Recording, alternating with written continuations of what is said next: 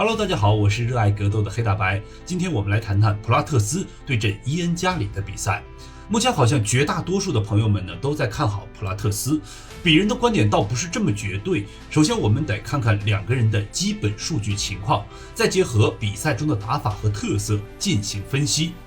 普拉特斯终结率出奇的高，达到了 90%， 相比之下呢，伊恩加里的终结率只有 53%， 在 UFC 该量级中十分的低。主要原因是两个人的打法倾向是完全不同的。伊恩加里呢是利用自己的身高腿长的特点，游走踢击，蹭点消耗对手。普拉特斯是一位中远距离打重击的牵制型选手，所以伊恩加里更多依赖于点数去判定，普拉特斯更依赖于终结对手获胜，所以二人在终结率和每分钟打击数上产生了巨大的差异。普拉特斯每分钟被击打是 4.06 次，伊恩加里是 2.82 次，差了不少。这在打法上的体现为，伊恩加里一直利用脚步远距离踢腿或冷拳防反，尽量不与对手换拳和避免接触。普拉特斯的打法思路稍显复杂一些，他比想象中的更擅长阅读对手的打法习惯，会在比赛过程中想尽办法消耗对方的体能和反应速度，之后观察到对手的状态下降时，逼迫打击，寻找终结机会。说到这里呢，有些情形是鄙人不好确定，但只能给出猜测的。从现象上来讲，普拉特斯在对阵李景亮时远距离偷拳不少，但也凭借自己的硬度和防御硬吃了不少李景亮的打击，并且把比赛节奏拉得比较快，频繁地与景亮接触，让景亮在首回合和第二回合前半段打出了比较多的拳脚。同时远距离的偷袭拳命中很准，多次命中了景亮的头部，这就导致景亮的消耗比较大，在第二回合后半段开始跟不上节奏，体能和硬度下滑剧烈。之后普拉特斯很快抓住了这一现象，开始堵截位置的同时，在自己擅长的中远距离高频出击。很快景亮连续吃到重拳倒下了。对阵马格尼时其实也差不多的思路，只不过马格尼在首回合里缠斗用的较多，虽然能够贴住普拉特斯，但无法成功进入地面，导致马格尼自己消耗了不少，同时吃到了普拉特斯的精准重击，于是倒下的更快。总之，普拉特斯击败对手的方式往往是用压迫的节奏进行一定程度的消耗，无论是精准打击，还是让对手宣泄火力，亦或是让对手多做扑摔动作，其目的都是令对方的体能和反应速度迅速下降，之后再压迫主动拼打结束战斗。如果这些现象都是计划过了的，那么真的要讲讲书呆子战队的技战术运用以及对选手的培养非常的恰当。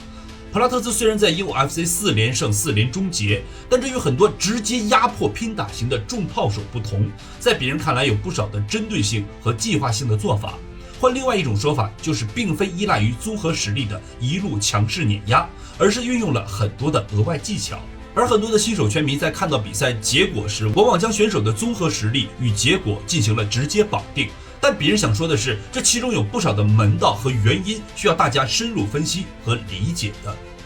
既然我们说了普拉特斯不是那种激进型的打法，就要说说他身上的优势局限。请注意，别人说的不是缺陷，而是优势上的局限。可能有些拳迷认为我在咬言嚼字，但其实并不是。优势局限指的是发挥优势时的能力条件。用普拉特斯在比赛中的表现就不能发现，他的脚步移动速度很好，胯部移动比较快，这就让他容易掌控比赛节奏。尤其是在之前对阵的对手中，只有马格尼身高臂展比较好，但移动速度也不好，所以什么时候打什么时候不打，普拉特斯是更有选择的那一个。这样一来就可以拉快整个比赛节奏，让对方处于高频的消耗中。普拉特斯的第二个优势在于他的硬度不错，可以接受一定程度的打击，用以消耗对手，但是他的头部防御比较稳，却会把自己的身体卖给对手，以换取对手的体能消耗。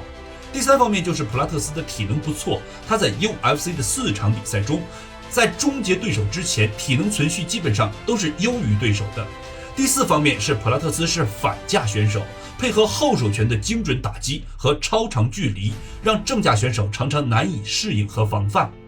不过以上4项优势在面对伊恩加里时就变得没那么显著了。首先第一点，移动速度上，伊恩加里同样是拥有足够跨步速度和控距能力，在以往的比赛中，加里是特别擅长游走运动战的。第二点是硬度，加里可能也不是一个硬度很强的选手，但普拉特斯的硬度优势可能无用武之地，因为加里不是一个重击型和终结型的选手，而是去积累点数优势判定的选手，所以可能不太会去用重击消耗自己的体能。第三方面其实就是体能，伊恩加里在以往的比赛中，无论是3回合还是5回合，也从未出现过体能见底。甚至上一场比赛对阵沙夫卡特打了好几个回合的缠斗，到最后体能存续貌似更好。这样看来，普拉特斯的优势也不明显。第四方面是反架优势，伊恩加里作为一位远距离踢打的选手，面对反架长距离的重拳，其实躲闪的空间会更好一点，威胁也相对小一点。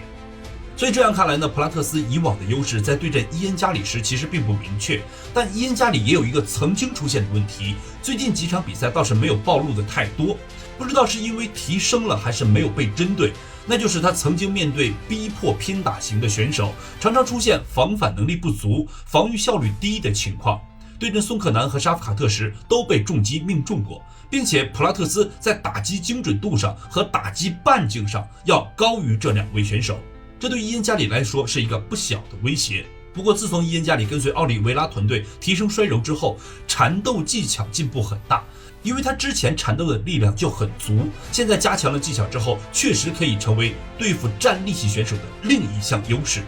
甚至在上一场比赛对阵沙夫卡特，从防摔到缠斗反制都有不错的表现。反观普拉特斯，缠斗能力除了防摔以外还不算明确，我们能够看到面对之前的对手时，相持力量不算理想，总是被对手顶在笼边，这点应该算得上是伊恩加里需要针对的方面。毕竟加里不仅仅相持力量足，在内围处理上上一场比赛表现的也算是可圈可点。综上所述，鄙人进行一个小小的总结，这场比赛的胜负手在缠斗和站立3方面。第一，伊恩加里能否利用自己进步的缠斗技巧限制住普拉特斯的移动，在内围和笼边控制上拿到优势。第二，伊恩加里能否通过移动尽量减少被普拉特斯精准命中，减少自己的消耗。第三，伊恩加里在自己擅长的移动扫踢方面能否打出足够的效果，重创普拉特斯的腿部。综合以上3点，鄙人的猜测是，猥琐的伊恩加里可能会将比赛拖到判定，但从重击命中上应该是普拉特斯有所优势，最后的判定结果倾向于加里多一些。当然，比赛充满了偶然，从结果上，鄙人倒是希望普拉特斯能够击倒加里，给这个打法猥琐的年轻人好好上一课。好了，我是热爱格斗的黑大白，本期视频呢就聊这些，我们下期再见。